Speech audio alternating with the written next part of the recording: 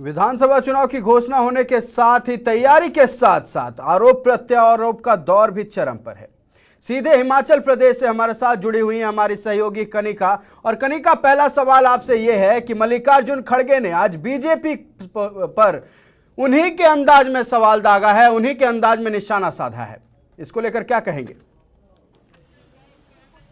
जी बिल्कुल, जिस तरह से हिमाचल विधानसभा चुनाव का जो दिन है वो बहुत नजदीक है, यानी कि आज मैं बात करूं तो 12 तारीख को मतदान होने वाले हैं। इसी के साथ साथ मल्लिकार्जुन खड़गे का अध्यक्ष बनने के बाद ये पहला दौरा था और दौरे के बाद यानी कि अगर मैं मंच से खड़े होकर बात करूं तो आज मल्लिकार्जुन खड़गे एक नए अंदाज में मंच के ऊपर दिखाई दिए। मंच से खड़े होकर तमाम ऐसे आरोप है जो लेकर उन्होंने भाजपा को निशाना साधते हुए कई सारे आरोप लगाए। अगर मैं आरोपों की बात करूं आयुष, तो तमाम ऐसे बिंदु हैं जिनको लेकर बात की गई और जिक्र किया गया कि भाजपा जो है 70 साल पुरानी पार्टी को यानी कि कांग्रेस को लगातार कोसती आई है। ये कहती आई है कि रोजगार नहीं दिया, विकास नहीं हुआ।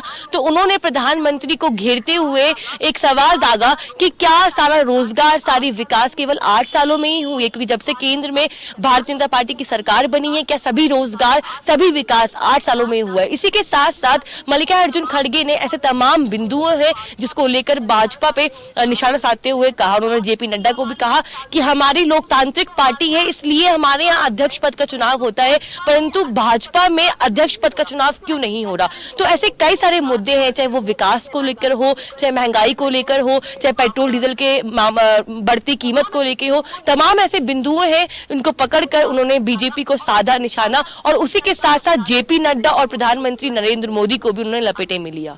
जैसा कि आपने कहा कि भाषण के दौरान, संबोधन के दौरान उन्होंने राष्ट्रीय अध्यक्ष जो बीजेपी के हैं जेपी नड्डा पर निशाना साधा है।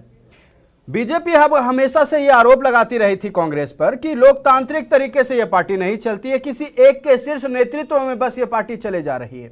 आज उसी का जवाब कांग्रेस अध्यक्ष मल्लिकार्जुन खड़गे ने उन्हीं के अंदाज में दिया है। कहा कि जेपी नड्डा का चयन जो हुआ है राष्ट्रीय अध्यक्ष के तौर पर और वो जो लगातार बने हुए हैं राष्ट्रीय अध्यक्ष के पद पर, उसको लेकर सवाल किया, उसको लेकर निशाना साधा कि बीजेपी लोकतांत्रिक तरीके से पार्टी नहीं चल रही है, फिलहाल कांग्रेस चल रही है लोकतांत्रिक तरीके से। तो इसके बारे में आप क्या कहेंगे?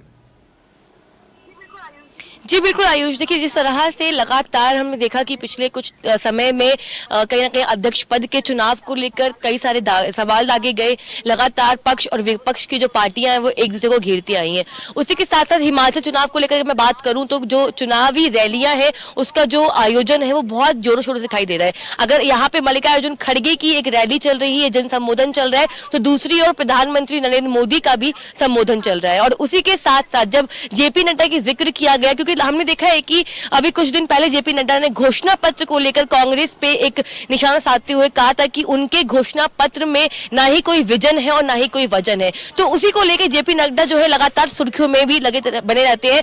और जेपी नड्डा जो है वो हिमाचल प्रदेश से ही बिलोंग करते हैं, यहीं से निकलकर उन्होंने अध्यक्ष पद की कमान को संभाला है। तो जेपी नड्डा के ऊपर मल्लिकार्जुन खड़गे ने तंज कसा और ये कहा कि जिस तरह से लगातार कांग्रेस के ऊपर वो आरोप लगाते आए हैं और जिस तरह से कांग्रेस पार्टी पे लगातार बीजेपी जो है वो आरोप लगाती आती, चाहे वो डेमोक्रेटिक को लेकर हो, चाहे वो कॉन्स्पिरेसी को लेकर हो, चाहे वो फ्रीडम ऑफ फाइट को लेकर हो, तमाम ऐसे मुद्दे जिनको लेकर वो घेरती आई है। तो मल्लिकार्जुन खड़गे ने आज जेपी नड्डा पर निशाना साधते हुए कहा कि हमारे यहाँ अध्यक्ष पद का जो चुनाव है वो कहीं ना कहीं डेमोक्रेटिक तरीके से, यानी लोकतांत्रिक तरीके से हुआ, जिसमें सभी पार्टी के मेंबर हो, चाहे पार्टी के बड़े नेता हो, सभी लोगों ने यानी कि 9000 डेलीगेट्स ने हम वोट देके, मत देकर मुझे अध्यक्ष बनाया है कांग्रेस का। परंतु जेपी नड्डा के टाइम पर ऐसा क्यों नहीं हुआ?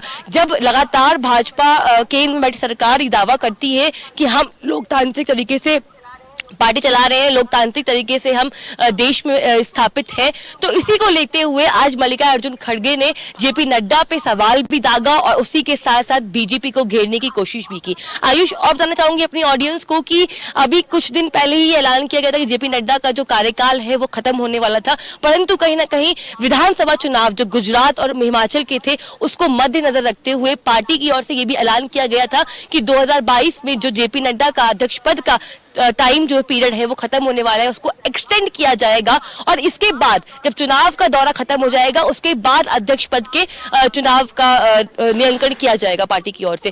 तो इन्हीं सभी चीजों को लेते हुए मल्लिकार्जुन खड़गे ने आज जेपी नड्डा और प्रधानमंत्री को लगातार अपने तंज भरे बातों से घेरने की कोशिश की। आयुष जी, कनिका, आपने बोला कि तंज भरी बातों से घेरने की कोशिश की है मल्लिकार्जुन खड़गे ने बीजेपी को लगातार। हमने देखा इस बार हिमाचल प्रदेश के चुनाव प्रचार के दौरान कि कांग्रेस बिल्कुल अटैकिंग मोड में नजर आ रही है। मल्लिकार्जुन खड़गे जिस तरह से जनसभा को संबोधित करते हुए बीजेपी को घेरा है, बीजेपी पर तंज कसा है, और साथ ही साथ सिर्फ मल्लिकार्जुन खड़गे नहीं, रणदीप सुरजेवाला की भी बात अगर कर लें, जो केंद्रीय महासचिव है कांग्रेस के, उन्होंने भी कल अपने संबोधन के दौरान, प्रेस कॉन्फ्रेंस के दौरान बीजेपी पर लगातार निशाना साधा। हमने पूर्व में देखा है कि कांग्रेस थोड़ी डिफेंसिव पॉलिटिक्स करती थी, लेकिन मल्लिकार्जुन खड़गे के नेतृत्व में लग रहा है इस बार पूरे अटैक मोड पे है कांग्रेस। तो क्या इसका प्रभाव पड़ने वाला है हिमाचल प्रदेश चुनाव में?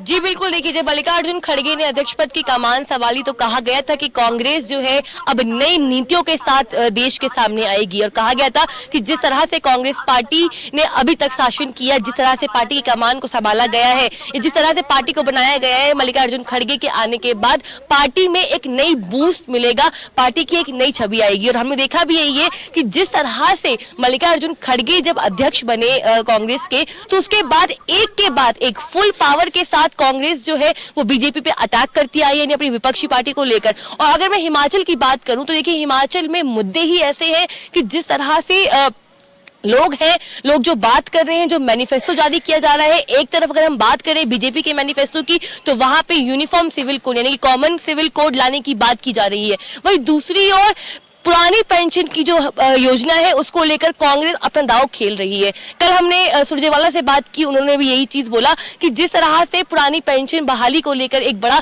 प्रॉब्लम रही है, बड़ी समस्या रही है, कांग्रेस पार्टी जैसे ही सरकार बनाएगी कैबिनेट में सबसे पहला प्रस्ताव वो पारित करेगी। तो जो अब हिमाचल का चुनाव जो है आयुष, वो कहीं ना कहीं इन मुद्दों पे आके अटका है, क्योंकि हमने अब ग्राउंड पे लोगों से बातचीत की, लोगों से पूछा कि क्या क्या समस्याएं हैं, क्या मुद्दे हैं। तो आमतौर पे पुरानी पेंशन योजना जो है उसको लेकर लोगों के मन में प्रश्न है। इसी के साथ साथ महंगाई और बेरोजगारी को लेकर भी कहीं ना कहीं लोग जो है वो भाजपा की ओर से खुश नहीं है। तो जो यहाँ का अगर मैं माहौल करूं, चुनाव के माहौल की बात करूं, तो बीजेपी और कांग्रेस जो है वो टक्कर पे पार्टी चल रही है, दोनों की ही टक्कर जो है वो एक जैसी देखने को मिल रही है। बट ये अब ऐलान होगा 8 तारीख को कि किसको मिली है जीत और कौन पीछे रह गया आयुष।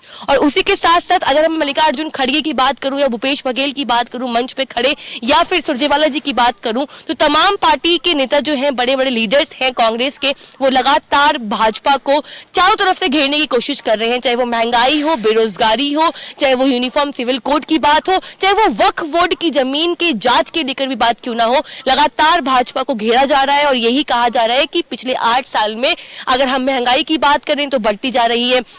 इसी के साथ साथ बताना चाहूंगी आयुष अपनी जनता को कि जो मुद्दे हैं वो एक एलपीजी को लेकर भी मुद्दे हैं कि जिस तरह से एलपीजी सब्सिडी प्रोवाइड की गई, और बीजेपी ने हमेशा हमें देखा है कि विधानसभा चुनावों में, चाहे हम यूपी की अगर बात करें, वहां भी कहीं ना कहीं इन मुद्दों को लेकर ही बीजेपी फ्रंट फुट पे रही है। तो उन्हीं जो बीजेपी ने अपनी नीतियां निकाली हैं, आज उसी को पकड़कर कांग्रेस लगातार बीजेपी को घेरने की कोशिश कर रही है। और महंगाई और बेरोजगारी और इसी के साथ साथ पुरानी भत्ता का जो मामला है, इसको लेकर लगातार अटैक मोड में है कांग्रेस। तमाम जानकारी के लिए बहुत बहुत धन्यवाद कनिका। विधानसभा चुनाव के तमाम अपडेट्स के लिए हम आपके साथ बने रहेंगे।